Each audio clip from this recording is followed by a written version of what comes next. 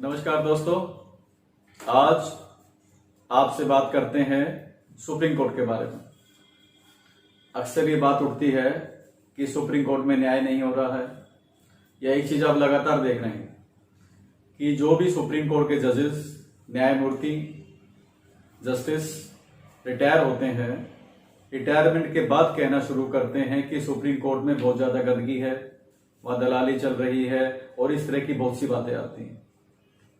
और वो बार बार कहते हैं कि सुप्रीम कोर्ट में बदलाव की जरूरत है, सफाई की जरूरत है। लेकिन नौकरी के दौरान कभी कोई कुछ नहीं कहता। जैसे रिटायर होते हैं, फेयरवेल पार्टी वाले दिन ही बोलना शुरू कर देते हैं और उसके बाद फिर कॉन्टिन्यूसली चीजें चलती रहती हैं।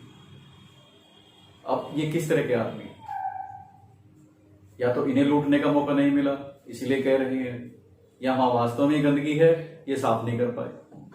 लेकिन अगर ये सच्चे इंसान थे तब आज क्यों नहीं उठाई इन्होंने? सवाल बहुत बड़ा है। बहरहाल ये बात तो है कि वहां गड़बड़ है। दूसरी बात, सुप्रीम कोर्ट के चीफ जस्टिस, ये भारत का सबसे बड़ा पद है राष्ट्रपति के बाद, अगर आप देखें तो। और इस पद की गरिमा इतनी ज्यादा है कि जो राष्ट्रपति महोदय हैं उनको शपथ भी पद और गरिमा की चीफ जस्टिस ऑफ इंडिया दिलवाते हैं। मतलब अगर किसी आदमी में तमन्ना है कोई देश के बारे में कि मुझे सबसे बड़े पद पे जाना है, तो राष्ट्रपति का पद है या चीफ जस्टिस ऑफ इंडिया का पद। ये दो पद हैं सर्वोच्च पद, और इसके बाद उसके अंदर कोई इच्छा बचनी नहीं चाहिए अगर वाकई सही आदमी चुना है हमने तो। लेकिन चीफ जस्टिस ऑफ इंडिया के पद से रिटायर होने के बाद अगर आदमी में इच्छाएं बची हैं राज्यसभा का सदस्य बनने के लिए, उपराष्ट्रपति बनने के लिए, मिनिस्टर बनने के लिए, तो इसका मतलब यह है कि हमने सही आदमी को नहीं चुना। हमारी जो प्रक्रिया है उसमें बहुत बड़ा फॉल्ट है। आज से नहीं, 70 सालों से ही चल रहा है। जो भी रिटायर्ड जस्टिस रहे हैं सुप्रीम कोर्ट के, वो मिनिस्टर भी बने हैं, उपराष्ट्रपति भी बने हैं और राज्यसभा में भी गए हैं। पहली बार नहीं हुआ। लेकिन सवाल है कि वहां पे कैसे आदमी जाने चाहिए। जो सर्वोच्च न्यायालय है वहां पर एक ऐसा आदमी जाए जिसमें बहुत ज्यादा महत्वाकांक्षाएं हैं कि उसके बाद ही वो पद चाहता है, तो इसका मतलब है कि पूरे सिस्टम में कहीं ना कहीं गड़बड़ है। क्योंकि हर पद की एक लिमिट होती है, हर व्यक्ति की एक लिमिट है कि यहां आने के बाद मैं बैठ जाऊंगा। और अगर ऐसा नहीं है तो फिर हमें सोचने की जरूरत है। और आने वाले भारत में क्या हम इसको ऐसे ही चलने दें कि इसको बदलने की कोशिश करें? और अगर बदलने की कोशिश नहीं करेंगे तो चीजें बुरी से और बुरी होती चली जाएगी। तो बदलने की योजना है हमारी। तो सबसे पहले जो अपॉइंटमेंट सिस्टम है उसकी तरफ सोचने की जरूरत है। इस देश में सरकार के 3 अंग हैं। एक संसद है, एक फिर एग्जीक्यूटिव्स हैं और एक कोर्ट है। सरकार का काम कानून बनाना है, एग्जीक्यूटिव का इंप्लीमेंट करना, और अगर आपके लीगल राइट्स का हनन हो रहा है, कोई काम नहीं हो रहा है, तो वो सुप्रीम कोर्ट या फिर बाकी कोर्ट का काम है। इस तरह से व्यवस्था चलती है। तो संसद ने वो सारी पावर दी है हमें कि हम कोई भी कानून बनाएं जो सबके हित में हो। कोई कोर्ट उसको चैलेंज नहीं कर सकता किसी भी चीज में। ये सबसे बड़ी पावर संसद की है। क्योंकि संविधान को जब आप पढ़ते हैं शुरुआत में, उसमें लिखा गया है प्रस्तावना में कि हम भारत के लोग इस संविधान को अंगीकृत करते हैं। तो हमने संविधान बनाया है और हमने ही अंगीकृत किया है उसको। तो हमसे बड़ा तो कोई है ही नहीं। ना सुप्रीम कोर्ट हो सकता है, ना संसद हो सकती है, ना एग्जीक्यूटिव हो सकते हैं। तो अब हम भारत के लोगों को सोचना पड़ेगा कि वो अंग्रेजों की बनाई व्यवस्था पे चलते रहे हैं हम, जो 70 सालों से चले आ रहे हैं, या हमारे अंदर भी दिमाग है या नहीं। लॉर्ड मेकाले ने 1860 के आईपीसी बनाई, सीआरपीसी बनाई, वो चल रही हैं आज तक। सिस्टम भी उन्हीं का था, जजेस अपॉइंटमेंट का। क्या हमारे में दिमाग नहीं है? क्या भारतवासी सिर्फ फॉलो करने के लिए बैठे हैं, या फिर दोबारा अंग्रेजों को बुलाएंगे उनके आइए यहाँ कानून बना के जाइए? ऐसा तो नहीं है। हमारे यहाँ भी इंटेलिजेंट आदमी है, पढ़े लिखे हैं। तो हमें भी नए सिरे से सोचना चाहिए। जब ग्लोबलाइजेशन की बात आती है तो पूरी दुनिया में कानून कैसे हैं, इस बात को सोचने की जरूरत है। भारत ही एक ऐसा देश है जहां एक जज को अपॉइंट करते हैं। इस पूरी दुनिया में ऐसा कोई देश नहीं जहां जज को अपॉइंट करते हैं। वहां कोर्ट, जुडिशरी और लेजिस्लेचर, संसद कहें जिसमें, उन दोनों की बराबर की भूमिका है, लेकिन आखिरी फैसला संसद का। तो अब हम भारत के लोगों को भी सोचना पड़ेगा कि हमें कैसा भारत चाहिए, यही घिसा पिटा या कुछ बदला हुआ भारत। और चीजें ऊपर से नीचे चलती, बदलाव ऊपर से नीचे आएगा। तो सबसे पहले सुप्रीम कोर्ट से शुरुआत करेंगे बदलाव की। सफाई की जरूरत वहां ज्यादा है पहले। ठीक है, सर्वोच्च न्यायालय है, हमारी आस्था है उसमें, बहुत अच्छे फैसले भी दिए हैं उन्होंने, लेकिन बहुत बार बिका भी, बहुत बार नहीं, कई बार खुद संविधान की हत्या की है उसने, अपने ही कानूनों को बदल दिया। ये बहुत बार हुआ है। जब चीफ जस्टिस पर केस लगे थे सेक्सुअल हरासमेंट के, तो अपने ही कानून बदल दिए उन्होंने। तो क्वेश्चन मार्क लगता है किस तरह के आदमी वहां बैठे।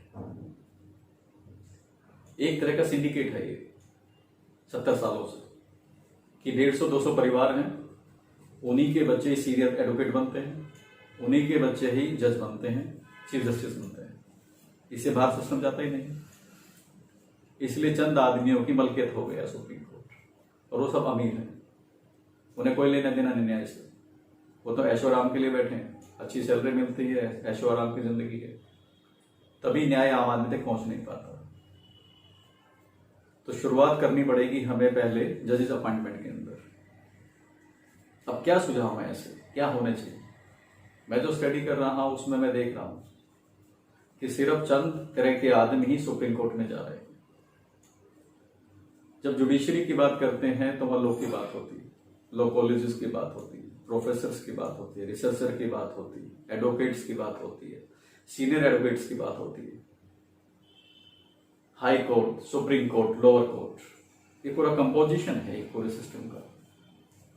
तो जो टॉप लेवल पे है जजमेंट सिस्टम, जिसे हम सुप्रीम कोर्ट कहते हैं, एपेक्स कोर्ट कहते हैं, वहां भी इसी तरह का बदलाव होना चाहिए। और जो जजेस के अपॉइंटमेंट है, इस सिस्टम को चेंज करना है। और चेंज कैसे करना है?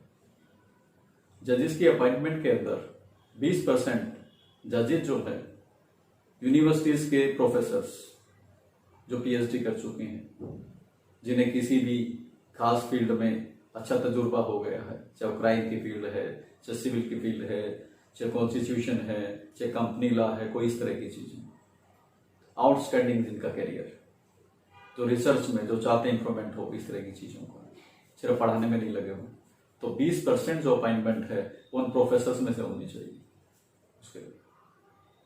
उसके बाद 30% जो अपॉइंटमेंट है वो एडवोकेट में से होनी चाहिए, जो भी आउटस्टैंडिंग एडवोकेट्स हैं, जिनके पास बहुत ज्यादा नॉलेज है। और वो भी 50-50, 50% हाई कोर्ट्स, 50% सुप्रीम कोर्ट्स, उनमें से डायरेक्ट वो जज लगे।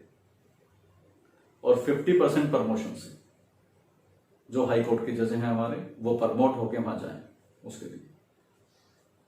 इस तरह का हमें सिस्टम बनाने की जरूरत है, क्योंकि सिर्फ जो हाई कोर्ट से जज आ रहे हैं प्रमोट होके सुप्रीम कोर्ट के अंदर, वो एक सिस्टम में रह चुके हैं, दायरे के अंदर है, वो एक बायस है सिस्टम उनके पास। बहुत ज्यादा नॉलेज तो है, पर वो नॉलेज एक सिस्टम की है कि सो एंड सो केस है, ये केस ला है, इस पे ऐसा होना चाहिए, उसने ऐसा कह दिया, इस नियम को पलट दीजिए, यही चलता रहता है बस। सुप्रीम कोर्ट अपने निर्णय को पलट देता है, सिंगल बेंच डबल बेंच को बदल देती है, कॉन्स्टिट्यूशन बेंच सबको बदल देती है, ऐसी हाई कोर्ट में भी। तो ये बायस सिस्टम बन चुका है, तो इससे बाहर नहीं जाना चाहते। डिसीजन भी इनके वैसे ही होते हैं, कोई केस ला लेके आओ, अगर ऐसा है तो जिस जज ने सबसे पहले डिसीजन दिया होगा उसने किस बेस पे दिया होगा, तो आप क्यों नहीं दे सकते उस चीज पे? तो ये बायस सिस्टम हो चुका है। तो इस बायस को अनबायस करना है, तो इस तरह की कुछ प्रक्रिया हमें अपनानी पड़ेगी चीजों की, ये जरूरी। उसके बाद है एज जजेस की। हमारा लाइफ स्पेन कितना है एक एवरेज आदमी का? ठीक है, जजेस का उससे थोड़ा ज्यादा मान लेते हैं, अच्छा खाता पीता है वो, अच्छे माहौल में रहता है। पर इतना ज्यादा डिफरेंस भी तो नहीं हो सकता ना कि 58 साल तो हमारे रिटायरमेंट हो गई, 55 साल है, 3 साल एक्सटेंशन के मिलते हैं आपको तो 58 हो जाती है, और जजेस 65 साल तक, हाई कोर्ट के 62 साल तक। क्यों भाई ये डिफरेंस क्यों भाई? मैक्सिमम 60 साल या 58 साल, मैक्सिमम 58 साल होनी चाहिए उसकी, उसके बाद कोई नौकरी नहीं, घर बैठिए आप। देश में तादाद बहुत है, बहुत पढ़े लिखे आदमी। दूसरा क्या है कि वहां जाए कौन? वो आदमी जो रेगुलरली पढ़ना चाह रहा है, जो रेगुलरली लॉ के फील्ड में इंटरेस्टेड है, वही आदमी वहां जाए।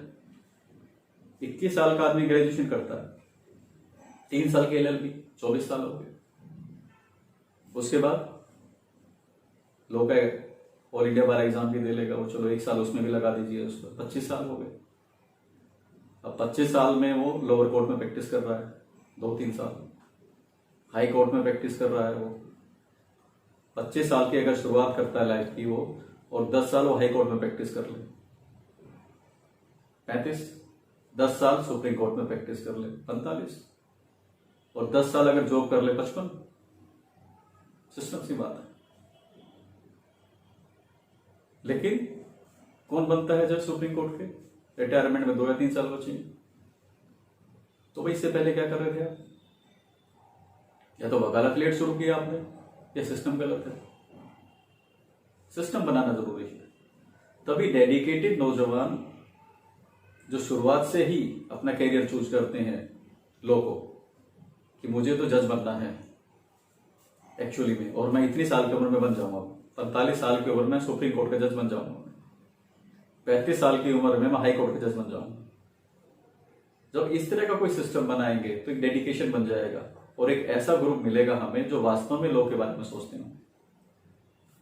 या जब हम ये बात करेंगे कि प्रोफेसर में से 20% हम लेंगे, और क्राइटेरिया बना देंगे कि कितने रिसर्च की है ज्यादा, कि इनकी लाइव रिसर्च ज्यादा है, कोर्ट में जाके देखा उन्होंने सिस्टम को, उसको इंप्रूवमेंट करने के लिए क्या रिसर्च किया उन्होंने।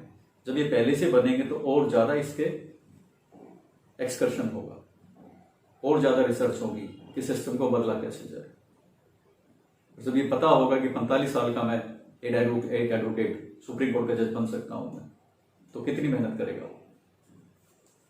ये सिस्टम इस तरह से बदलेगा चीजों को, नहीं तो वैसे ही ढोते रहेंगे इस चीज को। और इसे बदलने के लिए तमाम लोग के फील्ड में जो जुड़े हुए हैं, चाहे वो कोर्ट में जुड़े हुए हैं, चाहे एजुकेशन के थ्रू जुड़े हुए हैं, चाहे लिटिगेशन बाहर से कर रहे हैं, वो तमाम आदमी इस दिशा में सोचना शुरू करें और इस तरह के कुछ नियम बनाने के लिए प्रेरित हों और हमारी भी सहायता करें, ताकि हम एक नया भारत दे सकें। तो फिर मिलते हैं आपसे, और आपके सहयोग की उम्मीद करते हैं कि आप हमारे साथ आएंगे और इस भारत को बदलने में हमारी मदद करेंगे। जय हिंद, जय भारत।